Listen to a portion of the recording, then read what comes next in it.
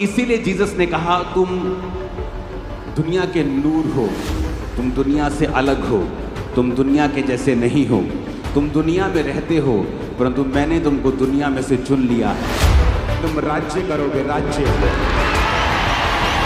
मैं आपको कह रहा हूं आप राज्य करेंगे तो मेरा ये मतलब है आप शैतान के राज के ऊपर राज्य करेंगे, बीमारियों के ऊपर राज्य करेंगे, गरीबी के ऊपर राज्य करेंगे, आप अपनी उस पाप के ऊपर राज्य करेंगे।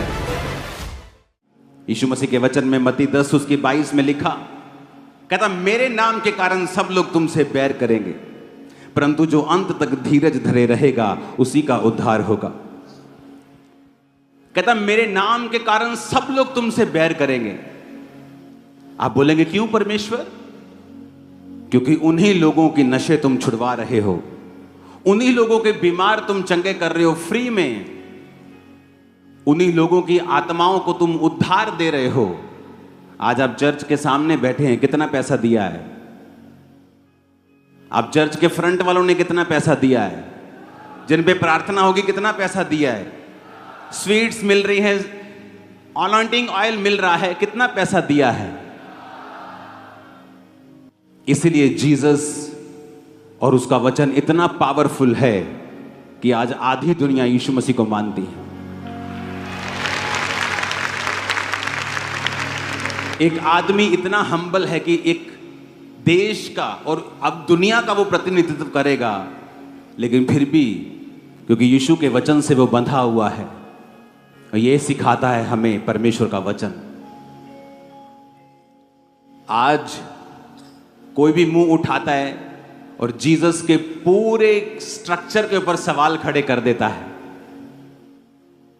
पूरी बाइबल पे सवाल खड़े कर देता है, ये बहन भाई गलत हैं। लेकिन अगर ये धर्म होता तो लड़ाइयां की जाती, लेकिन जीसस ने कहा तुम प्रेम करो, सिर्फ अपने साथियों से ही नहीं, अपने धर्म वालों से ही नहीं, बल्कि दूसरों से भी जो तुमको बुरा कहते हैं। इसीलिए क्रिश्चियनिटी अलग है और सबसे ऊपर है, टॉप पे।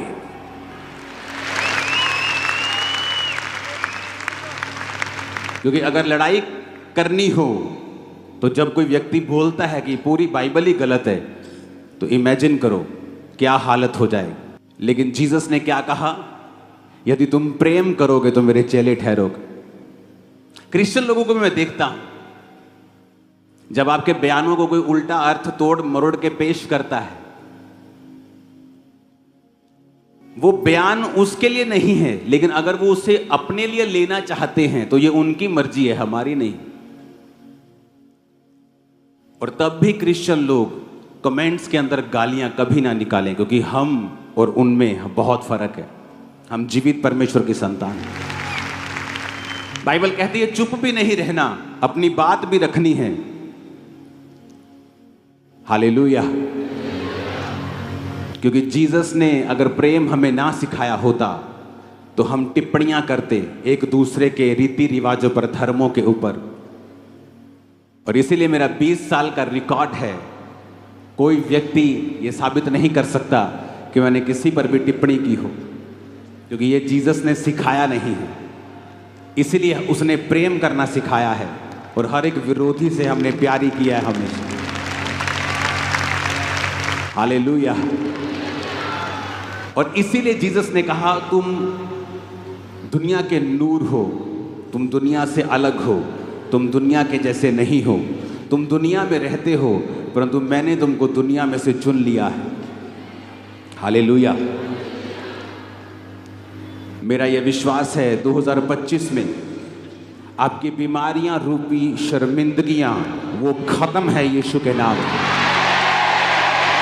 बीमारी और गरीबी रूपी श्राप खत्म है यीशु मसीह के सामर्थ्य नाम। हालेलुया। आप विक्ट्री में चलेंगे। आज परमेश्वर, मैं जब आ रहा था तो मुझे सोने चांदी का शौक नहीं, लेकिन परमेश्वर ने कहा रिंग डाल के जाना है आज। मैंने कहा क्यों परमेश्वर? परमेश्वर ने कहा इसलिए कि यह निशानी है कि तुम राज्य करोगे, राज्य। और बहुतों को लगता है क्योंकि जब आपको तोड़ मरोड़ के पेश करना हो तो इसको आप तोड़ के भी पेश कर सकते हैं। देखो जी साढ़े ते राज करना चाहते। जीसस ने कहा मेरा राज यहाँ का नहीं है मेरा राज वहाँ का है। हालेलुया। अरे मेरा राज यहाँ का बना के तुम मुझे छोटा कर रहे हो। वो जीसस, वो परमेश्वर, वो यहोवा पिता जिसने ऐसे प्लैनेट्स बनाए हैं जो हीरों के, सोने चांदी के बने हैं। इतना पैसा एक प्लैनेट अगर बेच दें, इतना पैसा होगा धरती पर $100 की ढेरियां लगाकर वो चंद्रमा तक पहुंच जाएंगी।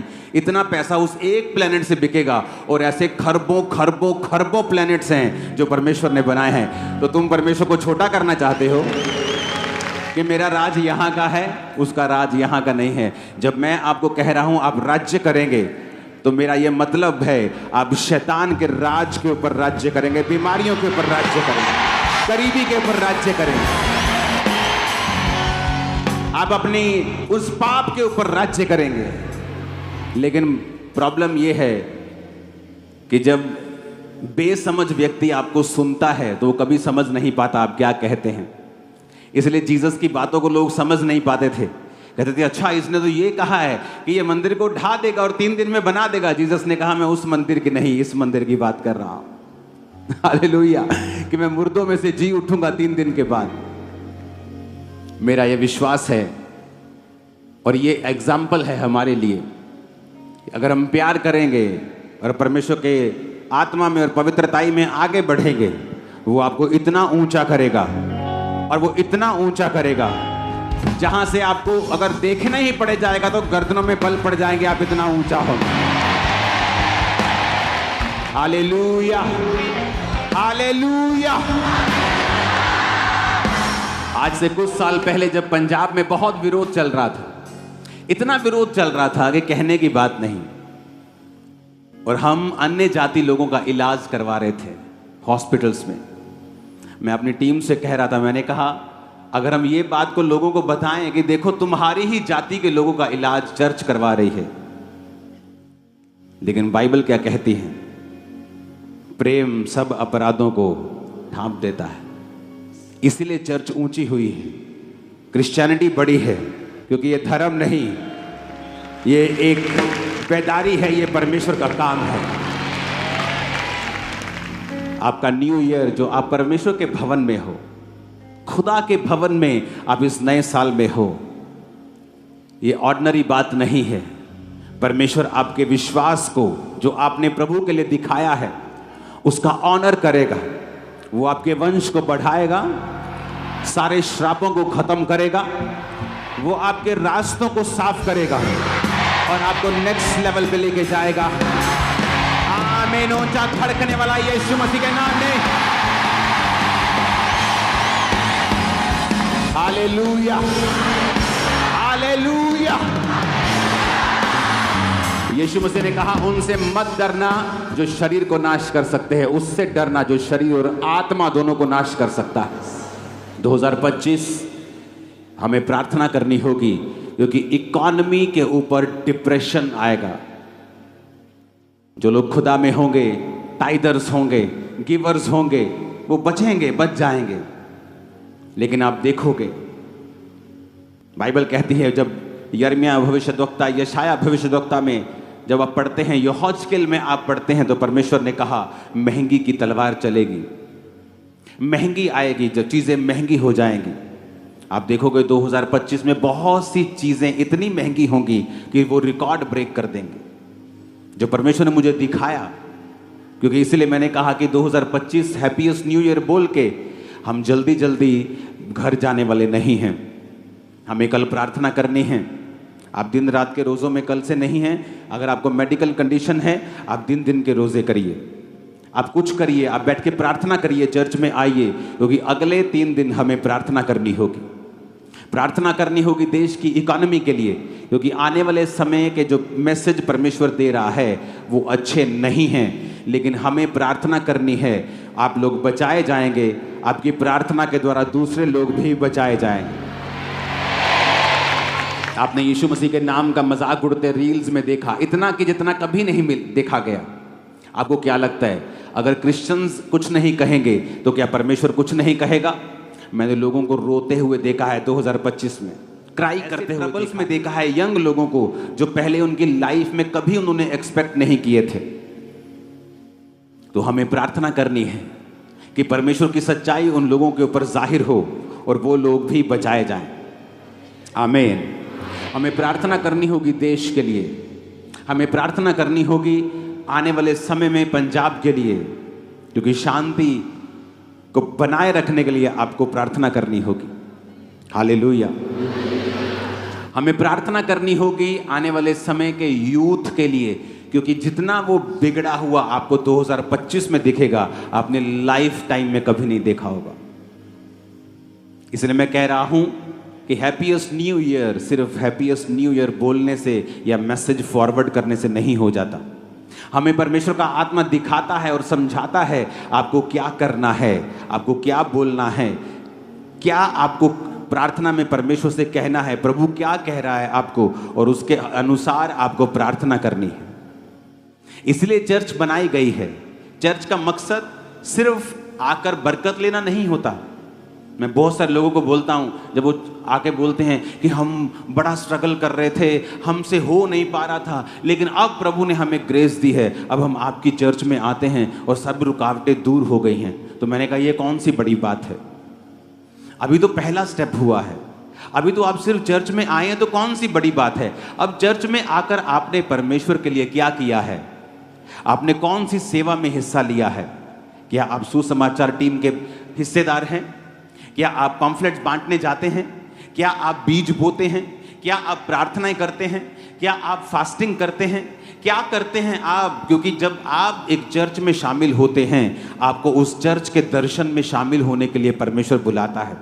इसीलिए बहुत से लोग बरकत नहीं पा पाते जो अलग अलग चर्चिस में जाते हैं। क्यों? क्योंकि अलग अलग चर्चिस में जाने से आप कहीं पर भी एक टिकाऊ जिंदगी नहीं ले पाते। क्योंकि जब आप चर्च में आते हैं, आप कुछ देर टिकते हैं, आप फिर निगाह में आते हैं परमेश्वर की, वो आपको ड्यूटी देता है, काम देता है।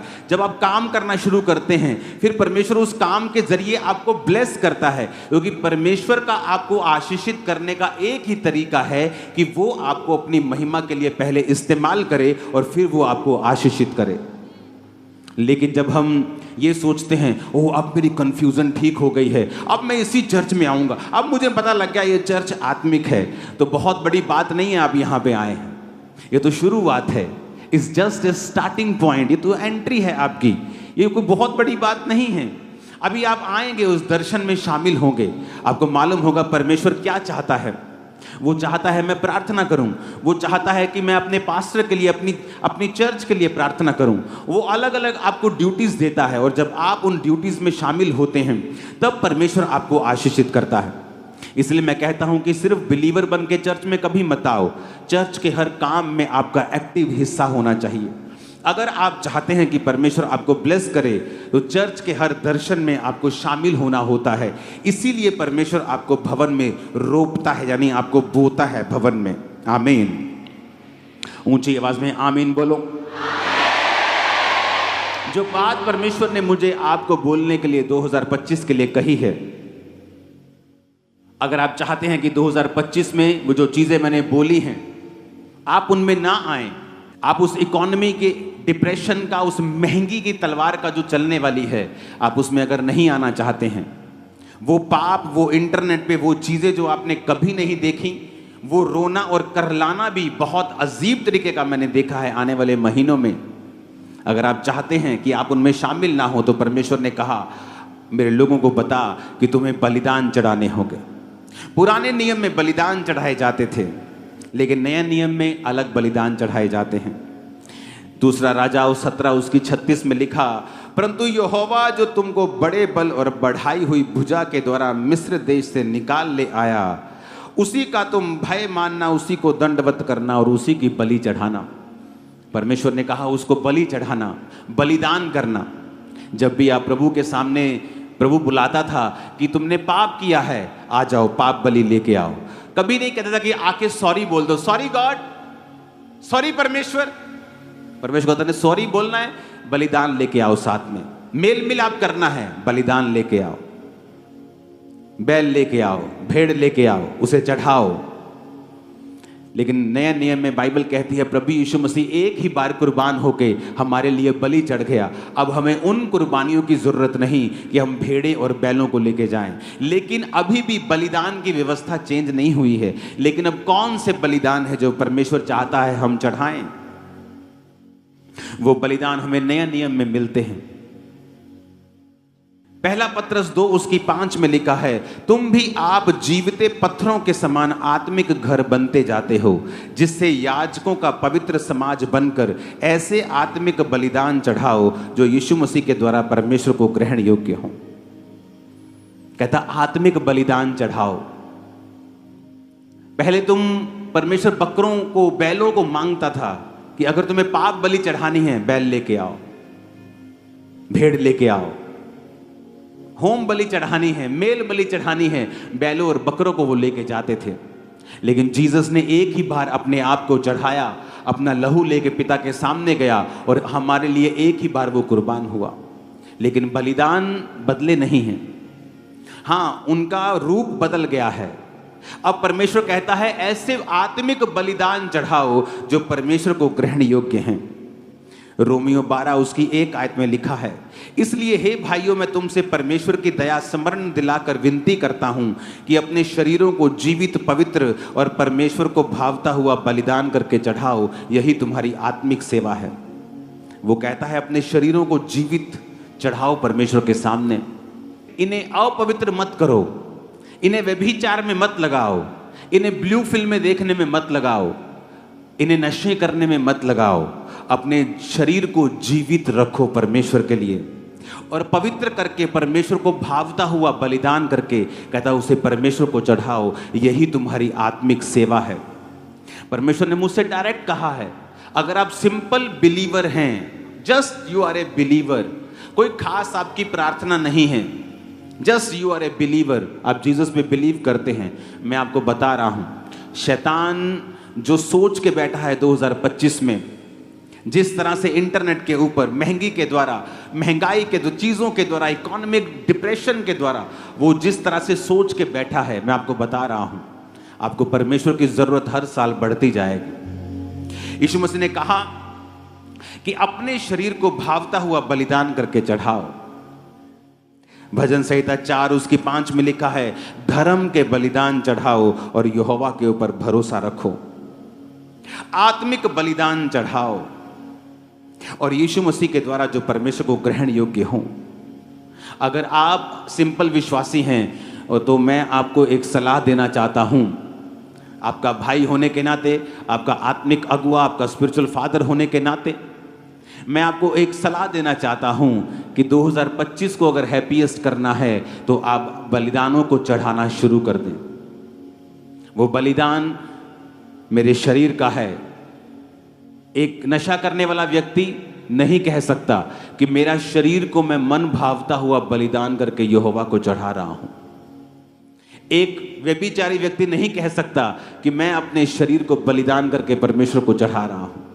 परमेश्वर ने कहा तुम्हें आत्मिक बलिदान और धर्म के बलिदान चढ़ाने होंगे। वो बैल और बकरों की बलियां नहीं होंगी, परंतु वो तुम्हारी जिंदगी होगी, तुम्हारे समय का बलिदान होगा, तुम्हारी इच्छाओं का बलिदान होगा। कि अगर परमेश्वर ने कहा है मुझे पवित्रताई में रहना है, मसीह में आने से पहले, बहुत पहले,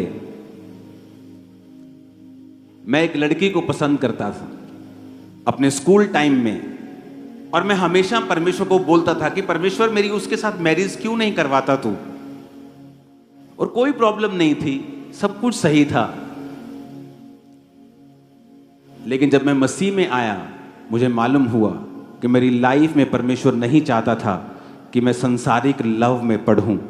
अगर मैं वो पढ़ता मुझे इतनी अच्छी वाइफ कभी नहीं मिलती। कई बार आप कंप्लेंट करते हैं कि परमेश्वर जिसे मैं पसंद करता हूं वो क्यों मेरी जिंदगी में नहीं है, जबकि वो आपकी जिंदगी में अगर आ जाए, मैं आपको बता दूंगा, आपकी जिंदगी नरक हो जाएगी, क्योंकि आप नहीं जानते फ्यूचर में क्या रखा है। आज मैं 2 दिन से परमेश्वर की प्रेजेंस में हूं, तो भी आपने चर्च की व्यवस्थाएं देखी, कौन संभाल रहा है? मेरी वाइफ संभाल रही, मेरी टीम संभाल रही है। आपने प्ले देखा, उसका उसका डायरेक्टर मेरी वाइफ है।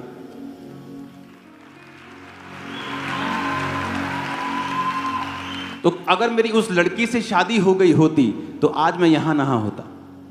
कई बार हम परमेश्वर को बलिदान नहीं कि परमेश्वर आपको पसंद है एक व्यक्ति, आप उसके पीछे लगे रहते हैं, लेकिन परमेश्वर कहता है तुझे अपने शरीर को मन भावता हुआ बलिदान चढ़ाना है।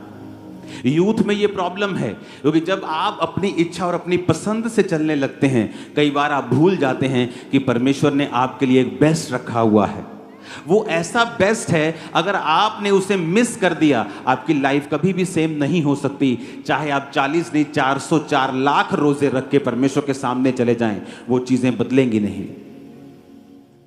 इमोशनली कई बार आपको डिस्टर्बेंस फील होती है कि क्यों मेरे साथ ही, क्यों मेरा सब कुछ परफेक्ट है, मैं एवरीथिंग मेरी लाइफ में बेस्ट है, लेकिन परमेश्वर चाहता नहीं। कई बार आपके परिवार से आपको प्यार नहीं मिलता, आपके दोस्तों से आपको प्यार नहीं मिलता, क्योंकि परमेश्वर की उसमें इच्छा होती है। वो आपको अलग करना चाहता है और आपको अपने तरीके से चलाना चाहता है, आपकी तैयारी को अपने हिसाब से करना चाहता है। इसलिए मैं कहता हूं 2025 में अगर आपको परमेश्वर में चलना है, अगर आपको परमेश्वर के उन चीजों को लेना है, और मैं आपको अगर अंधेरा ज्यादा है तो रोशनी भी ज्यादा चमकती है। ये रोशनी अगर सुबह चलाएंगे तो चमकेगी नहीं, आपको लगेगा ठीक है, लेकिन रात को पूरी चर्च जगमग है। क्यों? ऐसा क्यों? रात को चर्च जगमग क्यों है? क्योंकि अब बाहर अंधेरा है, इसलिए रोशनी चमक रही है।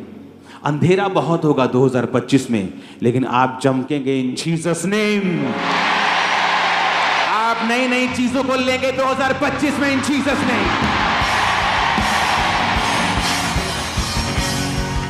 हालेलुया। रोना धोना बंद कर दें, इमोशनल डिस्टर्बेंस अपनी लाइफ से निकाल दें, जीसस की ओर देखें, क्योंकि वो फ्यूचर जो परमेश्वर ने आपके लिए रखा है वो मार्वलस है। अगर आप प्रभु की ओर देखते जाएंगे और सब कुछ प्रभु की ओर से होगा, कुछ साल बाद अपनी लाइफ को देखेंगे, बोलेंगे वाओ थैंक यू लॉर्ड, तूने कितना बड़ा काम किया है, छक्के छुड़ा दिए हैं शैतान के। Hallelujah, hallelujah. तो मेरी बात को बड़े ध्यान से समझना है। अगर आपकी लाइफ ऐसी है कि आप गिवर नहीं हैं, आप प्रार्थना करते रहते हैं, प्रार्थना, लेकिन टाइथ नहीं बोते, आप प्रार्थना करते रहते बीजों को नहीं बोते, आप फास्टिंग नहीं करते, आपके अंदर परमेश्वर के लिए कुछ छोड़ने की इच्छा नहीं है, आप अपनी रिलेशनशिप्स को नहीं छोड़ पाते हैं, आप ऐसी चीजें नहीं छोड़ पाते जो परमेश्वर की ओर से नहीं हैं, तो मैं आपको बता रहा हूं शैतान आपको बहुत तंग करेगा 2025 में। क्योंकि अगर आपको मैं पहले नहीं बताऊंगा और बाद में ऐसा होगा तो आप कहेंगे कि परमेश्वर सारी दुनिया के साथ जो हो रहा है मेरे साथ भी हो रहा है, तो क्या फर्क है मुझ में और सारी दुनिया में।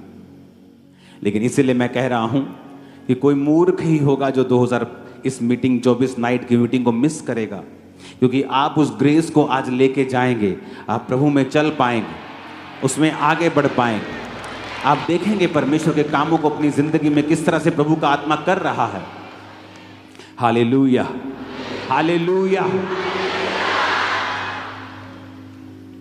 ये चर्च, आप लोग, मैं, हम किसी के विरोधी नहीं, किसी धर्म के नहीं, किसी जात के नहीं, क्योंकि परमेश्वर का राज्य यहां का नहीं है।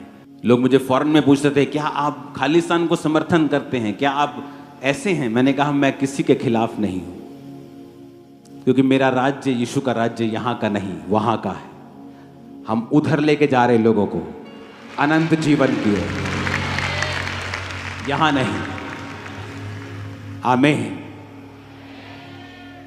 ये परमेश्वर है हमारे बीच में, और मैं आपको बता रहा हूं 2025 में आपका जीवन बलिदान देने वाला होना चाहिए। जीसस को आपकी जान का बलिदान नहीं चाहिए, आप जीवित रहेंगे, सारी उम्र भोग के जाएंगे। जीसस ने अपना बलिदान दे दिया है, आपके बलिदान की उसको जरूरत नहीं, लेकिन कहता आत्मिक बलिदान चढ़ाओ, आत्मिक बलिदान चढ़ाओ, अपनी इच्छाओं का, कि मेरा फेवरेट प्रोग्राम चल रहा है लेकिन पवित्र आत्मा मुझे प्रार्थना करने के लिए बोल रहा है।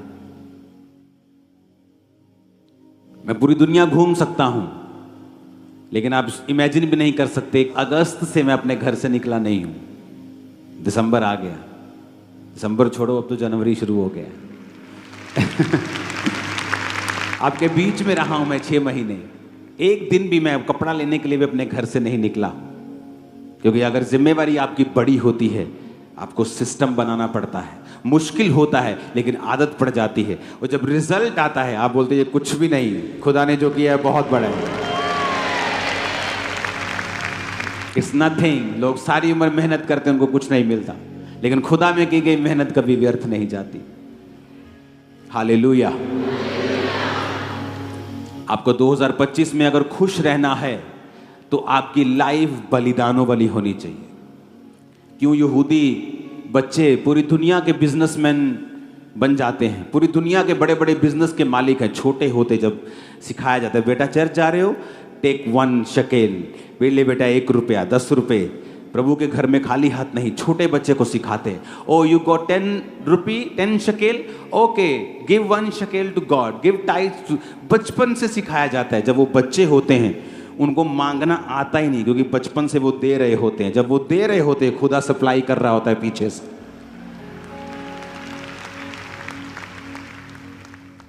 दाऊद ने अपना हजारों करोड़ों का सोना परमेश्वर में दे दिया था,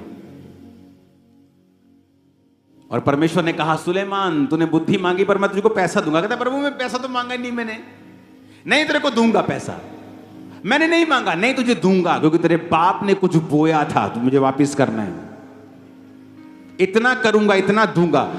लोग बोलते हैं फलाना बंदा जी, पता नहीं उस बंदे का नाम क्या, फलाना बंदा दुनिया का सबसे अमीर था, झूठ है ये। सुलेमान के जैसा अमीर दुनिया में कोई नहीं था, ना है। उसकी वेल्थ ट्रिलियंस में है, बिलियंस में नहीं, ट्रिलियन के भी आगे होगा वो, इतना वो अमीर था क्योंकि दाऊद का बोया गया उसकी लाइफ में वापस आया। हमें अपनी लाइफ में ये देखना होगा और हमें आदत डालनी होगी बोने की, जो हमने पहले कभी नहीं बोया हमें वो बोना होगा। जितनी प्रार्थना पहले नहीं की, जो पवित्रताई, जो फोकस, जो लेवल, जो प्रार्थना, जो फोकस, जो मन की जो स्थिति जैसी पहली थी उससे भी कहीं अधिक हमें परमेश्वर में जुड़ना होगा 2025 को हैप्पीएस्ट करने के लिए। फिर आप देखोगे आपकी कल्पनाएं वो सिद्ध कर देगा, आप सोचोगे वो कर देगा, आप सोचोगे वो कर देगा, आप मन में होगा मुझे ये करना है और वो रास्ते खोल देगा। ओ आमीन खड़कने वाला चाहिए। Hallelujah hallelujah. परमेश्वर 2025 में आप जब प्रवेश कर रहे हैं तो मेरी ये आपसे विनती है कि उसके वर्ड्स को अनदेखा अनसुना मत करना। अपने पड़ोसी को बोलो बलिदान वाला जीवन अपना लेना 2025 में, जो पहले नहीं किया वो करना, वही करना। आमीन आमीन। अब ये आपको मालूम है या मुझको मालूम है कि पहले मैं कैसा था, अब मुझे और बलिदान कैसे देना है, मुझे नेक्स्ट लेवल पे कैसे जाना है, मुझे उस लेवल की तैयारी करनी है जो आने वाले फ्यूचर में परमेश्वर बता रहा है कि इस तरह का काम होने वाला है। तो मुझे उसके लिए ग्रेस इकट्ठे करनी है और उस ग्रेस में मुझे प्रवेश करना है और मुझे बलिदानों के साथ जाना है। इसलिए मैंने कहा शुरुआत से शुरू कर दो, शुरुआत से रोजे शुरू कर देंगे, शुरुआत से ही प्रार्थना, शुरुआत से ही बुना, ऐसा स्टार्ट मारेंगे रुकेंगे नहीं यीशु मसीह के नाम में। Hallelujah hallelujah. कितने मेरी बात को समझ रहे हैं? हैप्पीएस्ट करना है न्यू ईयर, बलिदान। पड़ोसी को बोलो कौन सा बलिदान? शरीर का नहीं, तेरे लहू का नहीं, आत्मिक बलिदान। शरीर को पवित्र करके चढ़ाना, मन भावता हुआ करके चढ़ाना, आत्मिक बलिदान और धर्म के बलिदानों को चढ़ाना। Hallelujah, hallelujah. और मेरा ये बिलीव है, मेरा ये विश्वास है कि ये वचन आपकी स्पिरिट के अंदर चला जाएगा। और आपको प्रभु से पूछना है कि परमेश्वर मुझे ग्रेस दे, और मैं जो कर रहा हूं 24 में, मैंने किया जो 24 में, 25 में मैं ज्यादा करूंगा, मैं एक्स्ट्रा करूंगा खुदावन। और परमेश्वर जब आपको देखता है, वो भीड़ से देख लेता है। वो जा रहा है और जक्कई को उसने भीड़ से देख लिया और पेड़ पे कहा, हे जक्कई नीचे आ जा। जब आप यीशु मसीह को विश्वास शो करेंगे, वो आपको छोड़ेगा नहीं। आप लाखों की भीड़ में हो, जब आप यीशु मसीह को विश्वास दिखाएंगे, हेवन में एक ही करेंसी चलती है, वो विश्वास की है। आमीन।